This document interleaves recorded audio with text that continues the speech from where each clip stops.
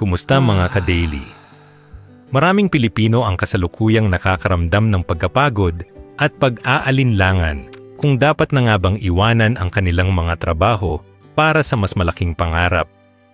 Ang desisyon na mag-resign ay hindi biro dahil nakasalalay dito ang iyong seguridad at ang kinabukasan ng iyong pamilya.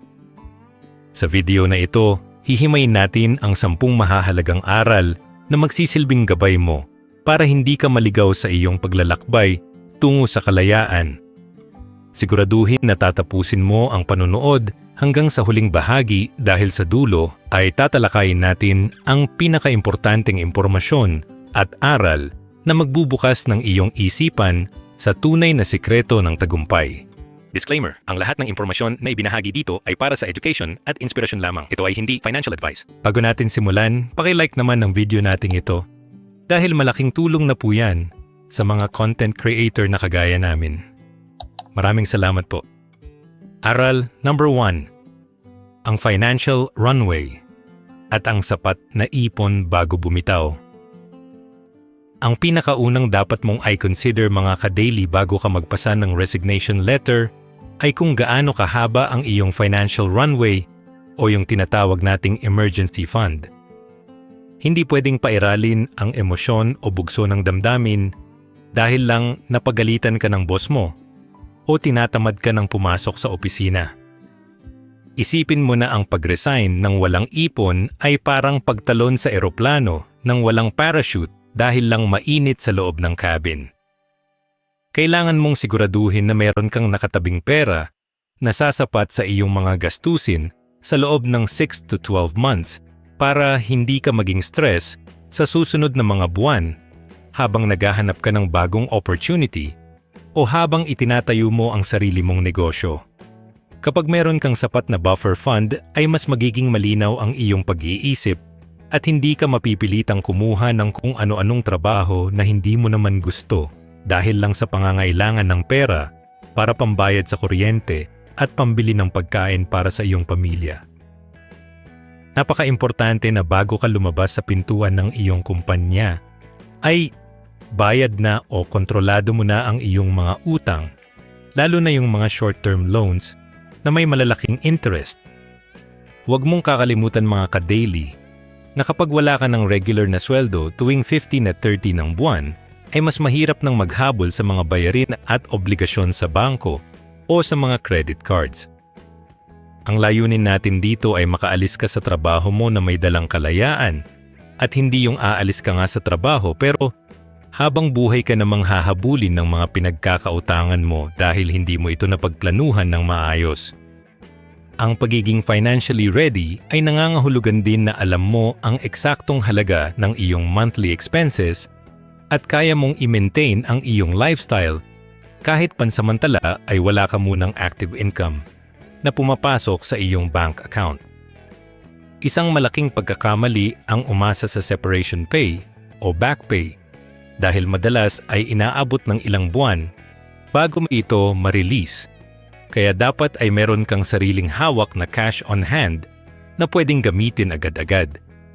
Dapat mo ring paghiwalayin ang pondo para sa iyong pangarap na negosyo at ang pondo para sa iyong pang-araw-araw na pamumuhay dahil magkaiba ang layunin ng dalawang ito. Maraming mga ka-daily ang nagkakamali na ginagamit ang kanilang retirement fund o separation pay para ipuhunan sa isang business na hindi pa naman subok kaya ang ending ay nawawalan sila ng pambili ng bigas kapag hindi naging successful ang kanilang sinimulan. Ang tamang diskarte ay ituring ang iyong emergency fund bilang iyong life support system na hindi mo dapat pakialaman kahit anong mangyari, habang ang iyong business capital naman ay dapat galing sa extra na ipon na nakalaan talaga para sa risk.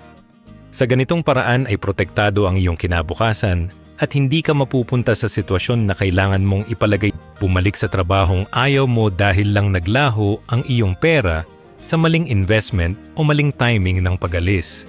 Ang pagkakaroon ng financial runway ay nagbibigay sa iyo ng leverage o kapangyarihan na pumili ng tamang path na gusto mong tahakin nang walang pressure mula sa mga bills na kailangang bayaran sa katapusan ng buwan. Isa pang dapat mong tignan mga ka-daily ay ang iyong spending habits habang naghahanda ka sa iyong transition period dahil kailangan mong maging sobrang kuripot o disciplined sa iyong pera bago ka tuluyang bumitaw. Mas mainam na sanayin mo na ang iyong sarili sa isang simpler lifestyle ilang buwan bago ka mag-resign para hindi ka mabigla kapag wala na ang mga benefits at bonuses na nakukuha mo bilang isang empleyado. Isipin mo na ang bawat pisong matitipid mo ngayon ay katumbas ng karagdagang oras o freedom na magagamit mo sa paghahanap ng mas magandang career path o sa pag-aaral ng mga bagong skills na makakatulong sa iyong pag-unlad. Ang pagpaplano ng iyong finances ay hindi lang tungkol sa pag-iipon, kundi tungkol din sa pag-unawa sa iyong priority at kung ano ang mga bagay na kaya mong isakripisyo para sa iyong long-term goals. Kapag naging master ka ng iyong sariling pera, ay mas magiging madali para sa iyo na mag-adjust sa anumang hamon na ibabato sa iyo ng mundo sa sandaling iwanan mo na ang comfort zone ng pagiging isang regular na empleyado. Sa huli, ang pag-resign ay isang seryosong desisyon na nangangailangan ng lohika at hindi lang basta paninindigan o lakas ng loob dahil ang realidad ng buhay ay kailangan natin ng resources para mabuhay. Ang payo ko sa inyong mga ka-daily ay huwag kayong matakot na magtagal pa ng kaunti sa inyong kasalukuyang trabaho kung ang tanging dahilan ay para makabuo ng mas matibay na financial foundation na susuporta sa inyong pangarap. Ang tunay na matalino at disiplinadong tao ay marunong maghintay sa tamang pagkakataon at siguradong handa ang kanyang bulsa bago siya sumabak sa giyera ng kawalan ng kasiguraduhan. Tandaan ninyo na ang goal natin sa The Filipino Daily ay hindi lang basta pag-alis sa trabaho, kundi ang paglipat sa isang buhay na mas payapa, mas masagana at mas malaya dahil pinaghandaan natin ito ng husto. Kapag meron ka ng 6 months to 12 months na buffer fund at wala ka ng mga mabigat na utang, ay masasabi nating handa ka na sa unang step ng iyong pag-resign at mas magiging confident ka na harapin ang anumang bukas na naghihintay sa iyo. Aral number 2. Ang Law of Skill Mastery at pagtaas ng iyong market value. Bago ka magpasya na iwanan ang iyong kasalukuyang opisina mga ka-daily, ay kailangan mo munang tanungin ang iyong sarili kung ano ba talaga ang mga high-income skills na dala mo sa iyong pag-alis. Hindi sapat na sabihing pagod ka na o gusto mo nang maging boss ng sarili mong buhay kung wala ka namang konkretong galing o abilidad na handang bayaran ng ibang tao o ng merkado sa labas. Isipin mo na ang iyong trabaho ngayon ay isang paaralan na kung saan binabayaran ka para matuto at mag-practice ng mga bagay na magagamit mo para sa iyong sariling paglago sa hinaharap. Huwag kang aalis ng dahil lang sa inis kung hindi mo pa nasasagad ang lahat ng kaalaman na pwede mong makuha sa loob ng kumpanya dahil ang mga skills na iyan ang magiging bago mong currency o salapi sa oras na wala ka na sa ilalim ng isang employer. Ang tunay na mastery ay hindi lang tungkol sa paggawa ng inuutos sa iyo, kundi ang pag-intindi sa kabuuan ng iyong industriya at ang pagiging expert sa isang bagay na kakaunti lang ang nakakaalam kung paano gawin ng tama. Dapat mong i-audit ang iyong sarili kung ang mga skills mo ba ay transferable o yung mga abilidad na pwedeng dalhin kahit saan ka magpunta tulad ng sales at marketing o kaya ay digital skills at leadership. Napakaraming mga ka-daily ang nagkakamali na nagre-resign dahil akala nila ay sapat na ang 10 taon nilang karanasan. Pero ang totoo ay 1 taon lang na karanasan ang paulit-ulit nilang ginawa sa loob ng mahabang panahon. Kailangan mong maging honest sa iyong sarili kung ang husay mo ba ay globally competitive o kung ikaw ba ay madaling palitan ng kahit sinong aplikante na papasok sa kumpanya. Gamitin mo ang bawat pagkakataon habang empleyado ka pa para kumuha ng mga certifications at umattend ng mga trainings o kaya ay mag-volunteer sa mga projects na labas sa comfort zone mo. para lumawak ang iyong portfolio. Ang goal natin dito ay gawin kang indispensable o yung taong hinahanap-hanap ng mga clients o kumpanya dahil sa taas ng level ng iyong technical skills at work ethic. Habang ikaw ay nasa loob pa ng iyong kumpanya, mga ka-daily, ay ito ang pinakamagandang pagkakataon para mag-practice ng walang malaking risk dahil meron ka pang natatanggap na sweldo kahit magkamali ka. Isipin mo na ang bawat pagkakamali o bawat challenge na kinakaharap mo ngayon ay parang simulation para sa iyong magiging buhay bilang isang freelancer o business owner sa hinaharap. Huwag kang mag-resign para lang maghanap ng sarili mong career path sa dilim, kundi mag-resign ka dahil alam mo na kung saan ka magaling at kung paano mo ito ibebenta sa mas mataas na halaga. Ang pagkakaroon ng mastery sa iyong craft ay nagbibigay sa iyo ng matinding kumpiyansa na kahit anong mangyari sa ekonomiya o kahit mawala ang trabaho mo ay siguradong makakahanap ka ng paraan para kumita. Ang iyong market value ay hindi nakadepende sa kung ano ang nakasulat sa iyong job description, kundi sa kung anong problema ang kaya mong ayusin at kung gaano kalaki ang value na kaya mong ibigay sa ibang tao o sa isang organisasyon. Dapat mo ring pag-aralan ang sining ng pagbebenta ng iyong sariling skills o yung tinatawag nating personal branding. Dahil kahit gaano ka pakagaling kung wala namang nakakaalam, ay wala ring saysay ito. Maraming mga ka-daily ang napakahusay sa kanilang ginagawa pero hindi sila marunong mag-market, kaya ending ay bumabalik din sila sa pagiging empleyado dahil hindi sila makakuha ng sariling mga clients o opportunities. Bago ka lumisan sa iyong pwesto ay siguraduhin mo na meron ka ng network o mga koneksyon na nakakakita sa iyong husay at handang mag-recommend sa iyo sa oras na maging independent ka na.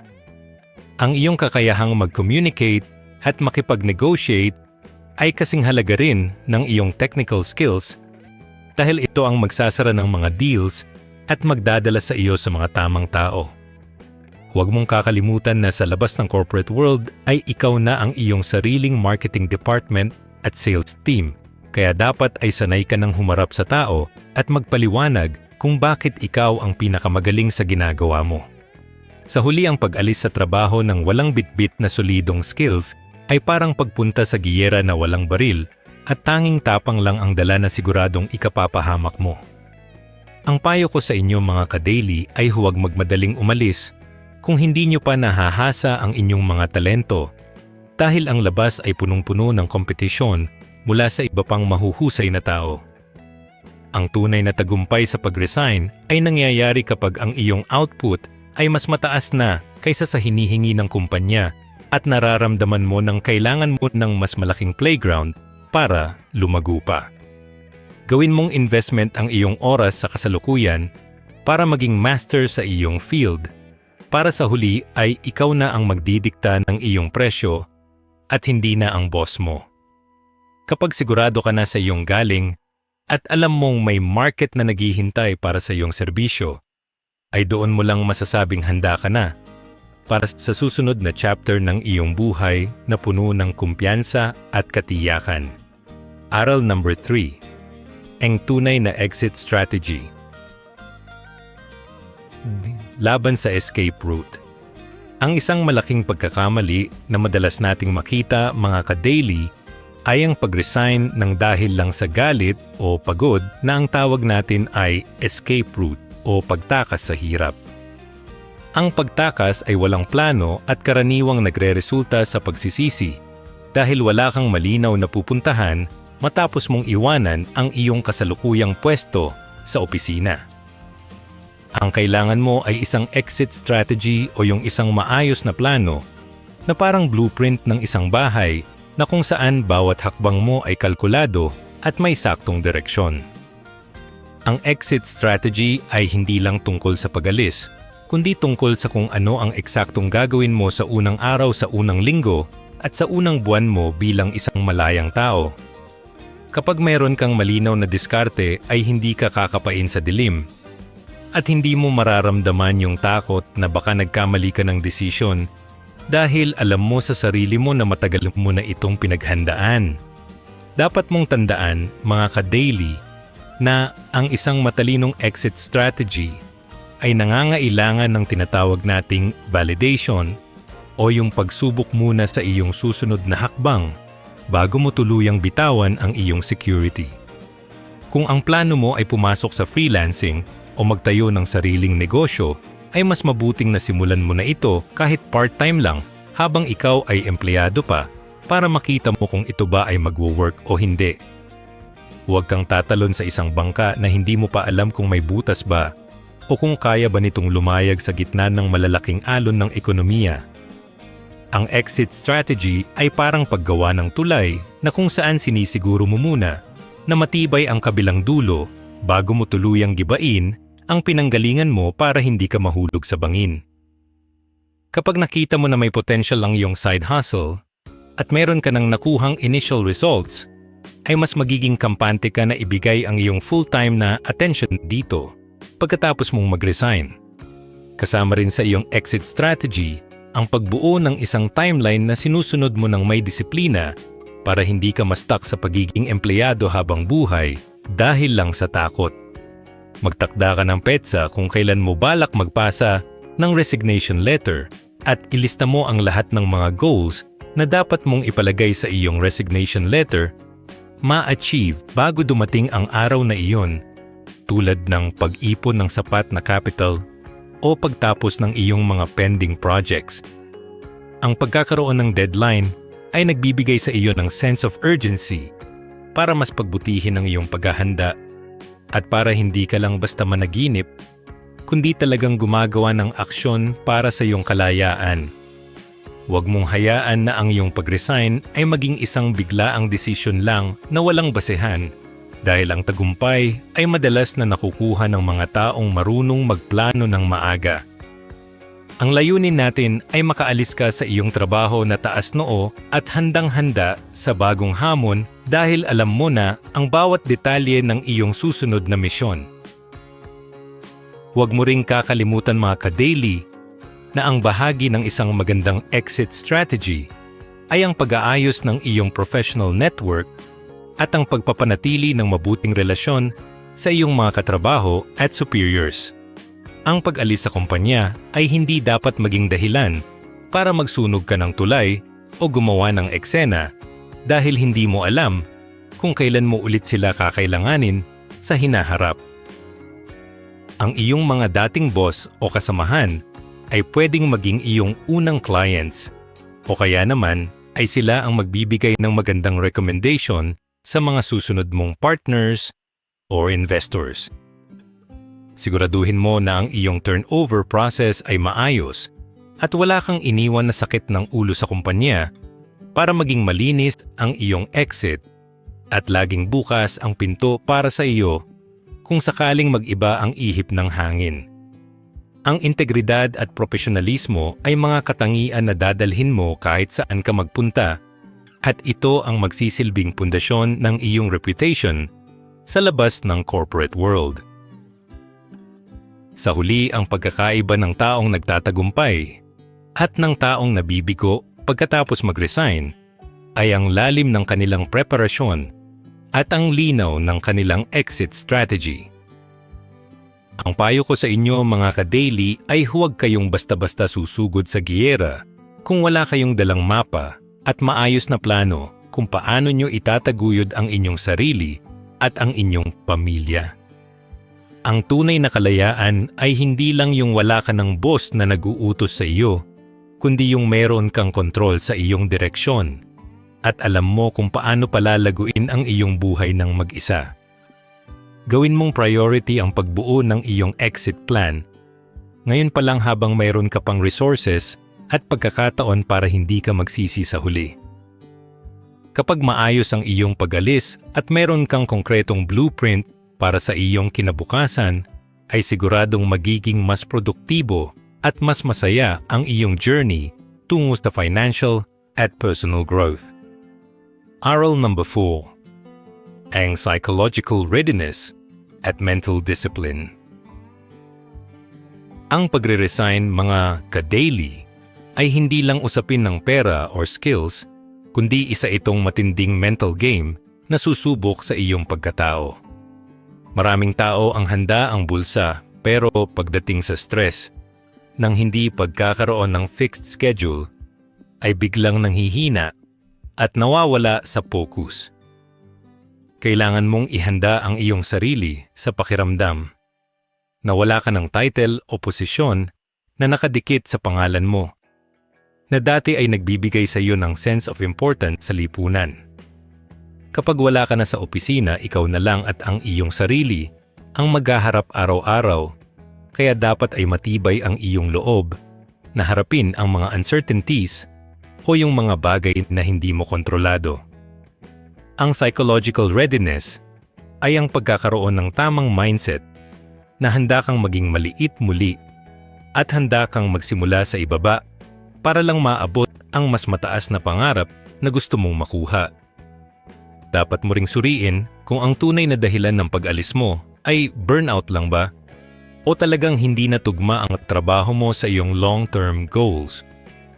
Minsan kasi mga ka-daily ay kailangan lang natin ng mahabang bakasyon o pahinga para bumalik ang sigla natin sa pagtatrabaho at hindi naman kailangang mag-resign agad-agad. Isang malaking pagkakamali ang gumawa ng permanenteng desisyon base sa isang panandaliang emotion o pagkapagod na pwede naman sanang maayos sa pamamagitan ng tamang pahinga. Pero kung sa tingin mo ay kahit anong pahinga ang gawin mo, ay wala ka na talagang gana at hindi ka na nakikita ang sarili mo sa industriyang iyan sa susunod na 5 years, ay doon mo na kailangang pag-isipan ng pag-alis. Ang mental discipline ay ang kakayahan mong kilalanin ang pagkakaiba ng emotional na pagkapagod sa seryosong pangangailangan para sa pagbabago ng career path. Kapag ikaw ay wala na sa ilalim ng isang boss, mga ka-daily, ay ikaw na ang magiging sarili mong manager, kaya kailangan mo ng double dose ng self-discipline. Sa trabaho ay mayroong naninita sa iyo kapag huli ka nang pumasok o kapag hindi mo natapos ang iyong mga tasks, pero sa oras na maging independent ka na ay wala nang gagawa niyan para sa iyo. Kung hindi ka madisiplina sa maliit na bagay, habang empleyado ka pa ay mas lalong mahihirapan kang i-manage ang sarili mo kapag hawak mo na ang buong oras mo. Ang kalayaan ay isang malaking responsibilidad at kung hindi mo ito gagamitin ng tama para maging produktibo, ay baka mauwi lang ang iyong resignation sa pagtambay at pag-aaksaya ng panahon. Kailangan mong sanayin ang iyong isip na gumising ng maaga at magtrabaho ng mas matindi kaysa noong ikaw ay empleyado pa dahil ang resulta ng iyong buhay ay nakadepende na sa sarili mong galaw. Napaka-importante rin na ihanda mo ang iyong sarili sa rejection at sa mga pagdududa na pwedeng manggaling sa mga taong nakapaligid sa iyo o kahit sa sarili mo mismo. Sa labas ng korporasyon ay walang guarantee na lahat ng plano mo ay magtatagumpay agad at may mga pagkakataon na makakaramdam ka ng matinding takot kung tama ba ang landas na pinili mo. Kailangan mong bumuo ng mental toughness para hindi ka agad sumuko kapag hindi naging maganda ang resulta sa unang subok mo sa iyong negosyo o freelancing career. Ang pag-unlad ay hindi isang straight line, kundi puno ito ng mga ups and downs na kailangang malampasan ng isang taong may matibay na paninindigan at malinaw na layunin. Isipin mo na bawat rejection ay bahagi lang ng iyong training para maging mas mahusay na bersyon ng iyong sarili at para mas lalong tumibay ang iyong kumpiyansa sa hinaharap. Sa huli, ang iyong success pagkatapos mag-resign ay nakadepende sa kung gaano ka kahanda na harapin ang mga psychological challenges na kaakibat ng pagbabago. Ang payo ko sa inyo mga ka-daily ay huwag kalimutang i-check ang inyong mental health at siguraduhin na mayroon kayong sapat na emotional support mula sa inyong pamilya o mga kaibigan. Ang pag-resign ay isang lonely journey minsan, lalo na kung ikaw lang ang nakakaintindi ng iyong vision, kaya dapat ay buo ang iyong vision globe bago ka sumabak sa hamon na ito. Ang The Filipino Daily ay naniniwala na ang bawat Pilipino ay may kakayahang magtagumpay Basta't tama ang mindset at handang harapin ang anumang pagsubok ng may disiplina at determinasyon.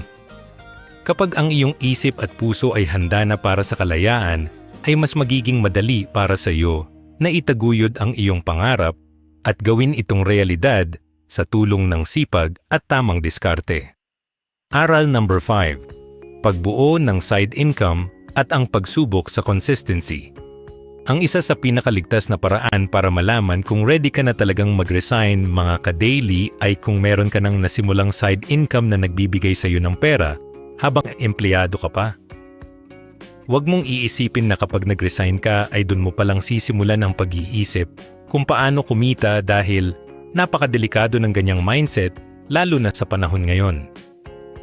Ang side hustle mo ang magsisilbing training ground mo para malaman kung ang iyong passion o ang iyong business idea ay talagang profitable o kaya bang tustusan ang iyong mga pangangailangan.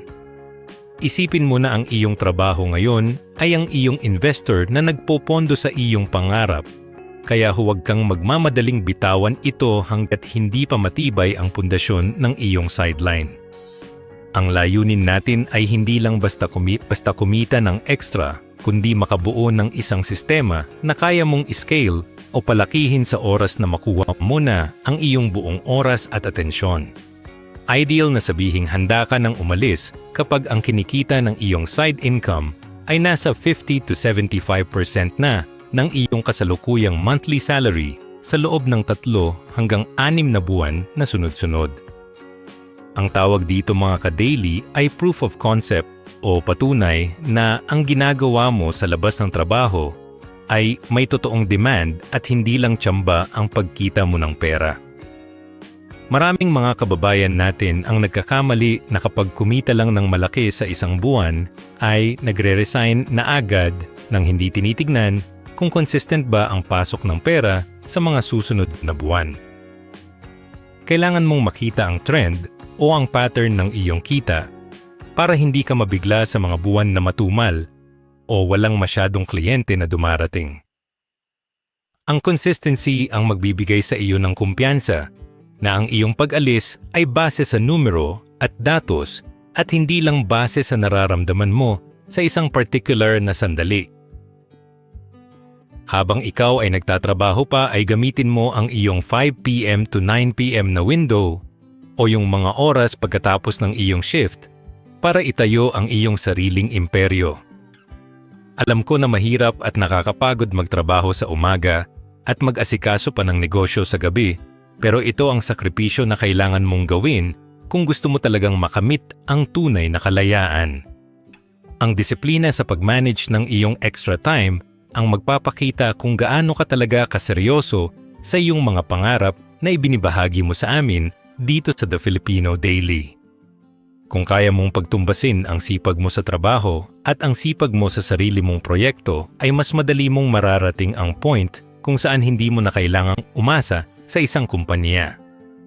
Tandaan mo na ang tunay na hustle ay nangyayari sa mga oras na ang ibang tao ay natutulog o nanonood lang ng TV habang ikaw ay abala sa pagbuo ng iyong kinabukasan. Dapat mo ring hanapin ang tinatawag nating recurring income o yung kita na pumapasok ng paulit-ulit at hindi lang yung one-time big time na bayad. Sa mundo ng freelancing or negosyo ay napakahalaga ng stability, kaya dapat ay meron kang mga long-term clients o mga produkto na regular na binibili ng mga tao para hindi ka laging nagsisimula sa zero kada buwan. Ang pagkakaroon ng stable side income ay nagbibigay sa iyo ng kapangyarihan na tanggihan ang mga low-paying jobs o mga toxic na clients dahil alam mong meron kang basehan ng iyong kita. Huwag kang papayag na ang iyong pag-resign ay maging dahilan lang ng iyong paghihirap. Kaya siguraduhin mong ang iyong side ay sapat na para maging main source of income mo sa hinaharap. Ang pagiging practical sa aspeto ng pera ang magliligtas sa iyo sa stress at magbibigay sa iyo ng pagkakataon na mag-focus sa growth sa halip na sa survival lang. Sa huli mga ka-daily, ang pagbuo ng side income ay isang test ng iyong endurance at determination bago ka tuluyang maging full-time entrepreneur o freelancer. Ang payo ko sa inyo ay itest nyo ang lahat ng inyong assumptions habang meron pa kayong safety net para kung hindi magtagumpay ang unang plano ay meron pa kayong pambayad sa bills. Ang tagumpay ay hindi nakukuha sa mabilisang pagtakas kundi sa matalinong paglipat mula sa pagiging empleyado tungo sa pagiging owner ng iyong sariling oras at kapalaran. Kapag napatunayan mo na sa sarili mo na kaya mong kumita ng consistent sa labas ng iyong trabaho, ay doon mo na masasabing ang iyong pangarap ay hindi na lang basta pangarap, kundi isang realidad na naghihintay na lang ng iyong buong panahon. Aral number 6, ang cultural fit at ang pag-abot sa iyong growth ceiling. Ang isang napaka-importanting aspeto na dapat mong tignan mga ka-daily ay kung naabot mo na ba ang tinatawag nating growth ceiling sa iyong kasalukuyang pinagtatrabahuhan. Darating ang point sa career ng isang tao na wala na siyang bagong matututunan at pakiramdam niya ay paulit-ulit na lang ang kanyang ginagawa araw-araw na parang isang robot. Kapag nararamdaman mo na ang iyong potensyal, ay hindi na lumalago at wala ng hamon na nagtutulak sa iyo para maging mas mahusay na version ng iyong sarili, ay marahil oras na para mag-isip ng susunod na hakbang. Ang pananatili sa isang lugar kung saan hindi mo na kayang lumaki ay parang pagtatanim ng isang malaking puno sa isang maliit na paso na sa huli ay masasakal lang ang pag-unlad nito. Kailangan mong maging tapat sa iyong sarili kung ang iyong pananatili ay dahil pa ba sa passion at growth o dahil na lang sa takot na lumabas sa iyong comfort zone. Dapat mo ring suriin ang tinatawag nating cultural fit o kung ang iyong mga personal na values ay tugma pa ba sa kultura at direksyon ng kumpanyang kinabibilangan mo. Minsan mga ka-daily ay hindi naman ang trabaho ang problema kundi ang environment o ang mga taong nakapaligid sa iyo na hindi na nakakatulong sa iyong mental at emotional well-being. Kung ang kumpanya ay nagpo-promote ng mga bagay na labag sa iyong prinsipyo o kung ang workplace ay naging toxic na sa punto na naaapektuhan na ang iyong pagkatao, ay valid na rason ito para lisanin ang pwesto. Huwag mong hayaan na ang iyong karakter at integridad ay mabahiran o mabago dahil lang sa kagustuhan mong magkaroon ng regular na sweldo sa bawat katapusan ng buwan. Ang pagkakaroon ng peace of mind ay mas mahalaga kaysa sa anumang posisyon o titulong hawak mo ngayon. Kaya dapat ay marunong kang tumimbang kung ano ang mas matimbang para sa iyong kinabukasan. Ang isang toxic na environment ay hindi lang nakakasira ng mood, kundi pwedeng magkaroon ng seryosong epekto sa iyong physical health at productivity sa pangmatagalang panahon.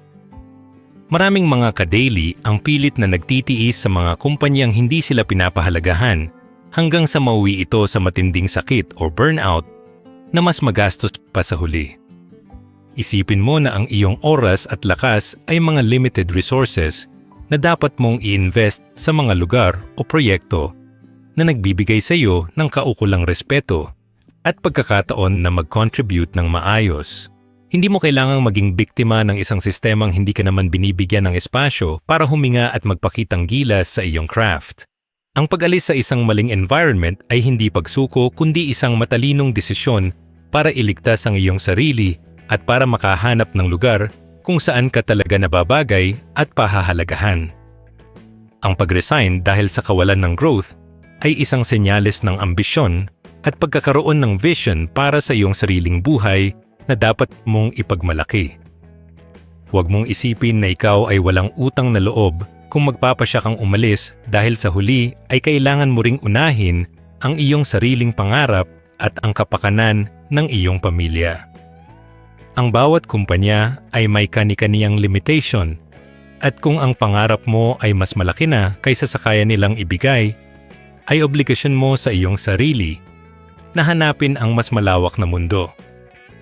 Ang The Filipino Daily ay naniniwala na ang bawat isa sa atin ay may tinatagong galing na kailangang mailabas sa tamang pagkakataon at sa tamang lugar na mag-aalaga sa ating talento. Ang pag-alis sa tamang rason ay magbibigay sa iyo ng momentum para mas mapabilis ang iyong pag-akyat sa ladder of success sa labas ng corporate world. Sa huli ang desisyon na umalis dahil naabot mo na ang iyong limitation sa growth ay isang paraan ng paggalang sa iyong oras at sa iyong kinabukasan. Ang payo ko sa inyo mga ka-daily ay huwag kayong makontento sa pagiging sapat lang kung alam nyo sa loob nyo na mayroon pa kayong mas malaking pwedeng maibigay sa mundo. Gamitin ang lahat ng iyong natutunan bilang pundasyon para sa iyong susunod na venture at bitbitin ang mga magagandang karanasan habang iniiwan ang mga negatibong vibes. Ang pagiging malaya mula sa isang hindi na produktibong environment ay magbubukas ng napakaraming pinto ng oportunidad na hindi mo makikita kung mananatili kang nakakulong sa iyong nakasanayan. Kapag naramdaman mo na ang tawag ng pagbabago at alam mong wala ka ng puwang para lumago pa, ay ihanda mo na ang iyong sarili para sa isang mas magandang bukas na puno ng pag-asa. Aral number 7. Ang paggamit ng leverage at pag-ingat sa mga connection. Ang isa sa pinakamahalagang rules sa pag-alis sa trabaho mga ka-daily ay ang huwag na huwag kang magsusunog ng tulay o yung tinatawag nating burning bridges. Maraming tao ang nagkakamali na kapag magre-resign na ay doon nila ibubuhos ang lahat ng sama ng loob sa kanilang boss o sa kumpanya dahil akala nila ay hindi na nila ito kailangan sa hinaharap. Ang totoo ay maliit lang ang mundo ng industriya at ang mga taong iniwan mo ngayon ay pwedeng maging susunod mong kliyente o business partner pagkalipas ng ilang taon. Ang tamang exit ay yung naiiwan kang may magandang reputation dahil ang pangalan mo ang pinakamahalaga mong asset sa oras na maging independent ka na sa iyong career. Ang pag-alis ng maayos ay nagpapakita ng iyong mataas na level ng maturity at pagiging professional na hahangaan ng kahit sinong makakatrabaho mo sa labas. Dapat mong tingnan ang iyong mga dating katrabaho at superiors bilang bahagi ng iyong network na pwedeng maging leverage mo para sa iyong susunod na mga proyekto. Bago ka tuluyang lumisan, ay siguraduhin mo na nakuha mo ang mga contact information ng mga taong nakitaan mo ng potensyal na makakatulong sa iyong vision at panatilihin ang ugnayan sa kanila. Ang iyong track record sa loob ng kumpanya ang magsisilbing portfolio mo kaya dapat ay malinis at kahanga-hanga ang iyong performance hanggang sa huling araw ng iyong pagtatrabaho.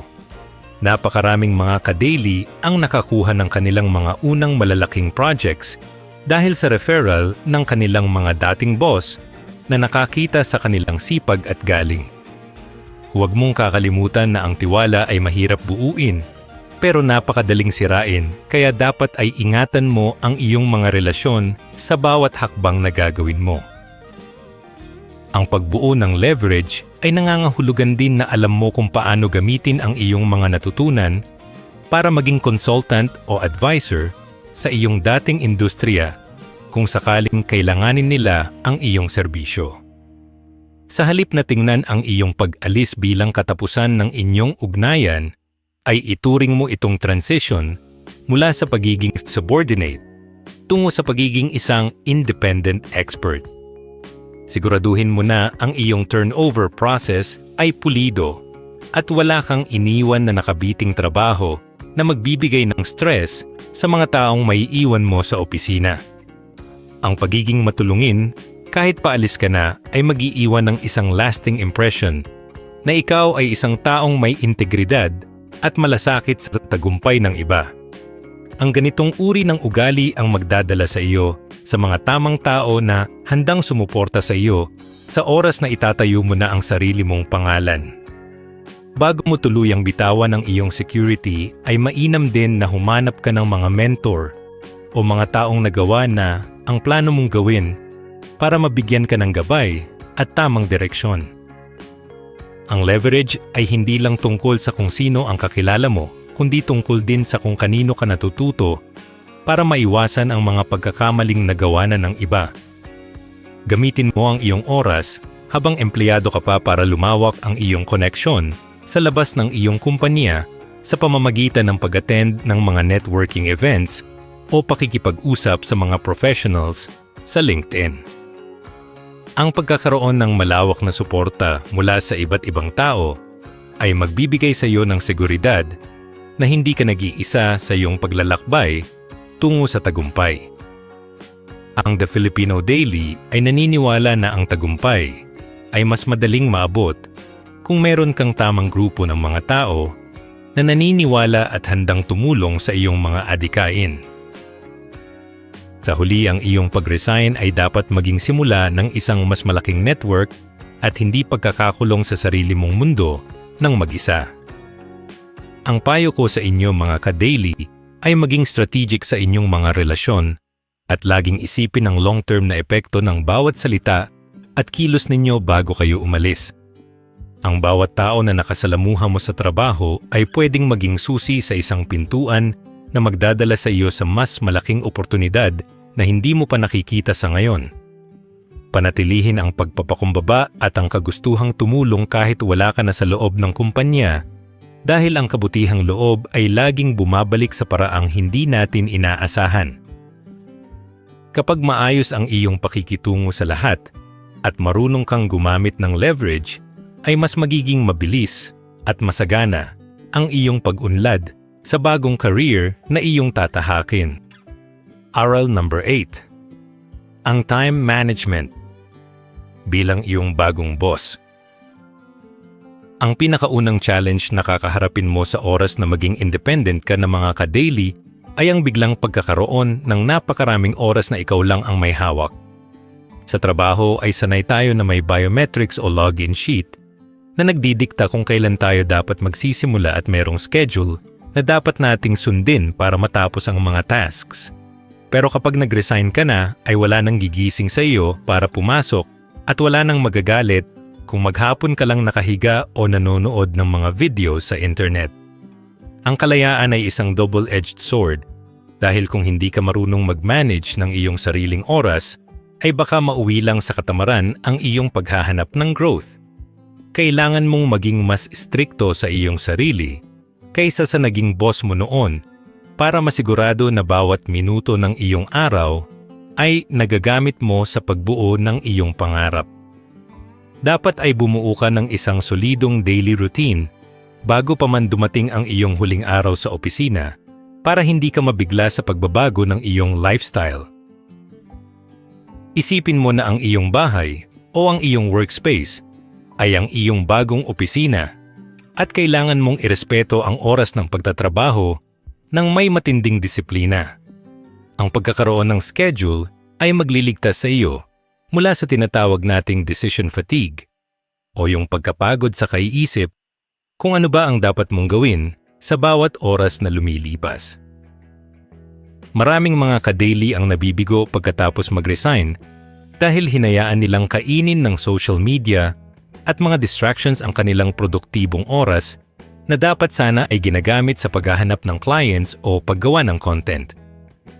Ang disiplina sa oras ang magsasabi kung ikaw ba ay magiging isang matagumpay na self-employed o kung babalik ka rin sa pagiging constant empleyado dahil hindi mo kayang kontrolin ang iyong sariling galaw. Ang productivity sa labas ng corporate world ay hindi sinusukat sa kung gaano kakatagal na nakaupo sa harap ng computer, kundi sa kung gaano karaming quality output ang nagagawa mo. Bilang mga ka-daily na naghahanap ng pag-unlad ay kailangan nating matutunan ang sining ng deep work o yung pag-focus sa isang mahalagang task nang walang anumang istorbo sa loob ng ilang oras. Huwag mong lokohin ang sarili mo na busy ka dahil lang marami kang binubuksan na tab sa browser mo o dahil marami kang sinasagot na messages na wala namang kinalaman sa iyong goal. Magtakda ka ng mga priority tasks sa gabi pa lang para paggising mo sa umaga ay alam mo na agad kung saan mo ibubuhos ang iyong lakas at atensyon. Ang matalinong paggamit ng oras ay ang pinakamalaking investment na magagawa mo para sa iyong sarili dahil ito ang resource na hindi mo na kailanman mababawi kapag nasayang. Kailangan mo ring matutunang magtakda ng boundaries sa iyong mga kapamilya at kaibigan dahil madalas ay iniisip nila na kapag nasa bahay ka lang ay marami kang bakanting oras para sa kung ano-anong lakad o utos. Ipaliwanag mo sa kanila ng maayos na kahit wala ka sa opisina, ay mayroon ka pa ring sinusunod na working hours para hindi maistorbo ang iyong daloy ng pag-iisip at pagtatrabaho. Ang pagiging independent ay hindi nangangahulugan na pwede ka nang yayain sa kung saan-saan anumang oras, kundi nangangahulugan ito na kailangan mong mas maging madamot sa iyong oras para sa iyong mga priority. Ang paggalang sa sarili mong oras ay magtuturo rin sa ibang tao na irespeto ang iyong trabaho kahit na hindi ka nakasuot ng uniforme o nasa loob ng isang malaking gusali. Sa The Filipino Daily ay naniniwala tayo na ang tunay na boss ay ang taong may control sa kanyang bawat segundo at alam kung paano ito gagamitin para sa ikabubuti ng kanyang kinabukasan. Sa huli, ang tagumpay ng iyong pag-resign ay nakadepende sa kung paano mo papatayin ang katamaran at kung paano mo yayakapin ang istruktura kahit wala nang nagbabantay sa iyo. Ang payo ko sa inyo mga ka-daily ay huwag hayaang maging bakasyon ang iyong resignation, kundi ituring itong simula ng isang mas matinding kayod para sa sariling at tagumpay. Sanayin ang isip na maging productive kahit walang pressure mula sa ibang tao dahil ang pressure na galing sa iyong sariling pangarap ay sapat na dapat para kumilos ka ng mabilis. Kapag naging master ka na ng iyong schedule at nakikita mo na ang resulta ng iyong bawat paghihirap, ay doon mo mararamdaman ang tunay na sarap ng pagiging malaya. Manatiling disiplinado sa bawat araw dahil ang iyong daily habits ang magdedetermina kung gaano kalayo ang mararating mo sa bagong kabanata ng iyong buhay. Aral number 9. Ang pag-unawa sa opportunity cost at halaga ng iyong oras. Ang isa sa pinakamahalagang konsepto na dapat mong maintindihan mga ka-daily ay ang tinatawag nating opportunity cost o yung halaga ng mga bagay na isinasakripisyo mo sa tuwing pumipili ka ng isang desisyon. Sa tuwing nananatili ka sa isang trabahong hindi ka na masaya o hindi ka na lumalago, ay mayroon kang isinasakripisyong oras na sana ay nagagamit mo para sa pagbuo ng sarili mong negosyo o pag-aaral ng mga bagong skills. Kailangan mong timbangin kung ano ang mas mahalaga para sa iyo sa long-term na pananaw. Ang seguridad ba ng iyong monthly salary ngayon o ang potensyal na laki ng kikitain at kalayaan mo kung sisimulan mo na ang iyong pangarap? Ang bawat araw na ginugugol mo sa maling lugar ay isang araw na nawawala para sa pag-abot ng iyong tunay na layunin sa buhay. Kaya dapat ay marunong kang sumukat ng halaga ng iyong panahon. Ang matalinong tao ay hindi lang tumitingin sa kung ano ang nakukuha niya, kundi tinitignan din niya kung ano ang nawawala sa kanya habang ginagawa ang isang bagay. Dapat mong tandaan, mga ka-daily, na ang oras ay ang tanging resource na hindi natin pwedeng mabawi o madagdagan kahit gaano pa tayo kayaman sa hinaharap. Kung ang iyong trabaho ay nagnanakaw na ng oras mo para sa iyong pamilya, sa iyong kalusugan at sa iyong personal na kaligayahan, ay dapat mong tanungin ang sarili mo kung sulit pa ba ang sweldong natatanggap mo kapalit nito. Maraming mga kababayan natin ang nagigising na lang pagkalipas ng 10 o 20 na taon na pagsisisi ang nararamdaman dahil hindi nila nasubukan ang mga bagay na talagang gusto nilang gawin nung malakas pa sila. Huwag mong hayaan na ang takot sa kawalan ng kasiguraduhan ang maging dahilan para ubusin mo ang iyong kabataan sa pagtatrabaho para sa pangarap ng ibang tao habang ang sarili mong pangarap ay naiiwan sa gilid. Ang pag-unlad ay nangangailangan ng lakas ng loob na bitawan ang isang bagay na okay lang para makuha ang isang bagay na sobrang ganda para sa iyong kinabukasan. Huwag kang maghintay ng tinatawag nating perfect timing dahil ang totoo mga ka-daily ay hinding-hindi darating ang sandaling ang lahat ng bituin ay nakalinya at wala ka ng kaba sa dibdib. Ang kailangan mo ay ang right timing o yung pagkakataon na handa na ang iyong plano at sapat na ang iyong preparasyon para harapin ang mga posibleng risks na darating. Isipin mo na ang bawat buwan na pinapatagal mo ang pag-alis, kahit handa ka na, ay isang buwan na nawawala sa pag-scale ng iyong sariling venture o career sa labas ng corporate world. Ang opportunity cost ay hindi lang tungkol sa pera kundi tungkol din sa energy at focus na pwedeng sana ay nailalagay mo sa mga proyektong ikaw ang may-ari at ikaw ang makikinabang sa huli. Ang The Filipino Daily ay narito para ipaalala sa iyo na ang buhay ay masyadong maikli para manatili sa isang sitwasyong hindi ka na nagiging masaya at hindi ka na nagiging produktibo. Kailangan mo ring tignan ang growth potential ng iyong ginagawa ngayon kumpara sa growth potential ng landas na gusto mong tahakin para makita mo ang malaking pagkakaiba. Kung sa trabaho mo ay mayroon ka lang nakatakdang increase na fixed bawat taon, pero sa sarili mong diskarte ay pwedeng madoble o matripol ang kita mo. Depende sa iyong sipag ay doon mo makikita ang tunay na cost ng pagpapanatili sa status quo.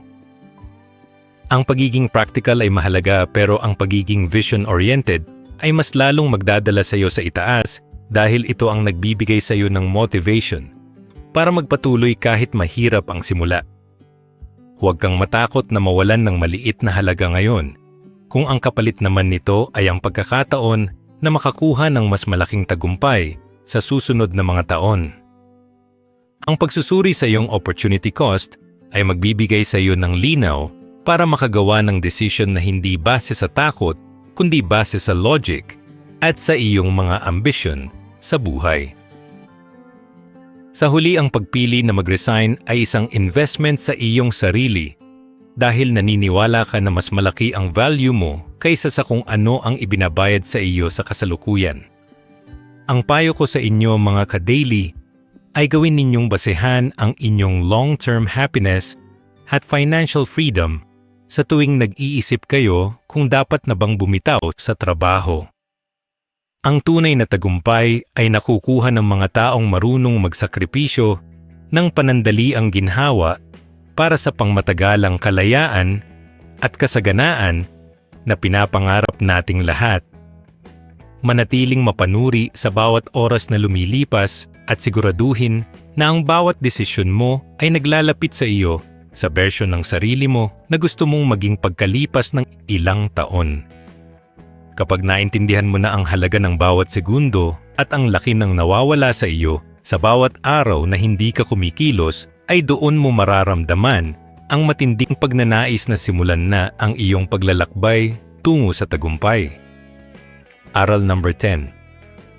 Ang paninindigan at ang pagyakap sa iyong bagong simula. Ang huling aral na dapat mong itanim sa iyong isipan mga ka-daily ay ang pagkakaroon ng matinding paninindigan sa oras na magpasya ka ng tuluyang lumisan sa iyong trabaho. Kapag naipasa mo na ang iyong resignation letter at nakalabas ka na sa opisina, ay huwag na huwag ka nang lilingon sa likod ng may pagsisisi o pag-aalinlangan sa iyong ginawa. Ang paninindigan ay ang pagtanggap na ang iyong seguridad noon ay pinalitan mo na ng oportunidad ngayon at kailangan mong ibigay ang iyong 100% na lakas para magtagumpay. Maraming tao ang nabibigo dahil sa unang buwan pa lang ng pagiging independent ay hinahanap-hanap na nila ang dati nilang comfort zone at natatakot na silang magpatuloy sa kanilang sinimulan. Ang kailangan mo ay ang mindset na wala nang balikan at ang tanging direksyon mo na lang ay pasulong hanggang sa maabot mo ang rurok ng iyong mga pangarap. Dapat mong ihanda ang iyong sarili sa tinatawag nating lifestyle downgrade sa mga unang bahagi ng iyong paglalakbay para masigurado ang tagumpay ng iyong paglalakbay long-term goals. Huwag kang mahihiya kung kailangan mong bawasan ang pagkain sa labas o ang pagbili ng mga mamahaling gamit pansamantala habang itinatayo mo pa ang pundasyon ng iyong bagong career o negosyo. Ang mga ka-daily na matagumpay ngayon ay dumaan lahat sa proseso ng pagsasakripisyo kung saan mas inuuna nila ang pag-invest sa kanilang sarili at sa kanilang craft kaysa sa panandaliang luho. Isipin mo na ang bawat pisong natitipid mo at bawat sakripisyong ginagawa mo ngayon ay parang binhing itinatanim mo na magbubunga ng masaganang upgrade sa iyong buhay pagdating ng tamang panahon. Ang paninindigan sa iyong plano ay nangangahulugan din ng pagiging matatag sa harap ng mga taong magsasabi sa iyo na nagkamali ka ng desisyon o sayang ang iyong regular na trabaho. Tanggapin mo rin na ang simula ay laging mahirap at punong-puno ng mga hindi inaasahang pagsubok na susukat sa iyong pasensya at determinasyon. Darating ang mga araw na makakaramdam ka ng pagkapagod o kaya naman ay tila hindi gumagalaw ang iyong mga proyekto kahit anong sipag ang gawin mo, pero bahagi lang ito ng natural na proseso. Ang mahalaga ay manatili kang consistent sa iyong mga daily habits at huwag mong hayaang kainin ka ng negatibong pag-iisip o ng takot na baka hindi ka magtagumpay.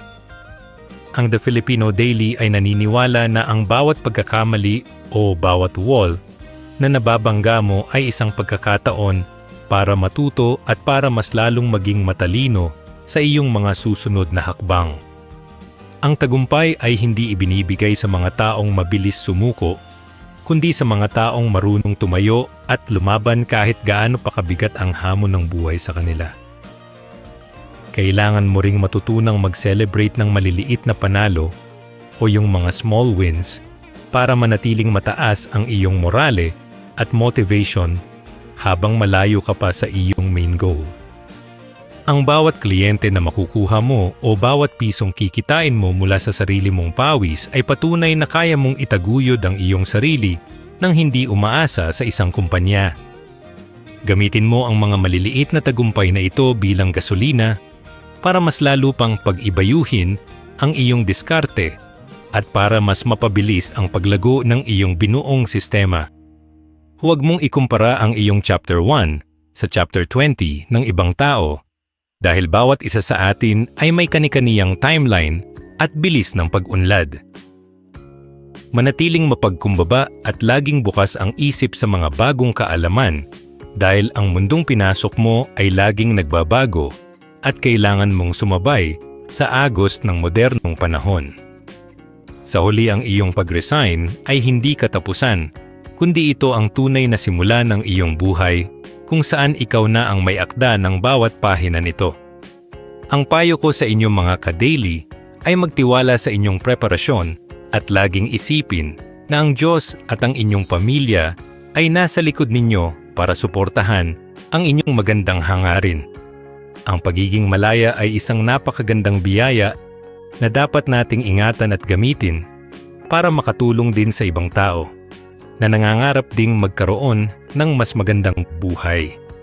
Tandaan ninyo na ang tagumpay ay nakalaan para sa mga taong matapang na harapin ang bukas ng may ngiti at may matibay na paninindigan sa kanilang kakayahan.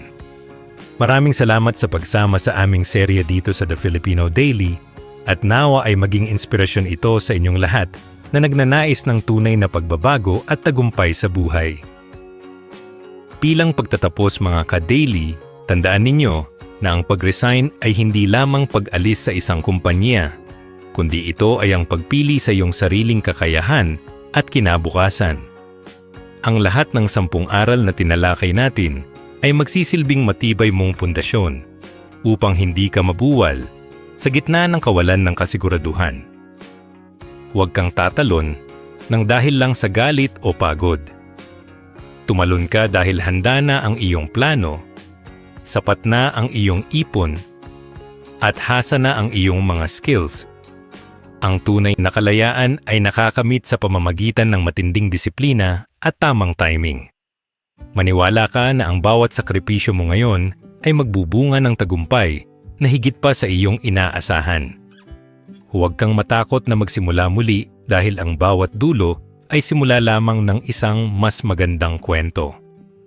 Dito sa The Filipino Daily, naniniwala kami na kaya mong abutin ang iyong mga pangarap basta't meron kang paninindigan at tamang diskarte sa buhay. Paki-like ang video ito kung nagustuhan ninyo, mag-comment sa baba kung ano ang natutunan nyo dito, At para sa mga iba pang content like this, mag-subscribe kayo sa ating YouTube channel, ang The Filipino Daily.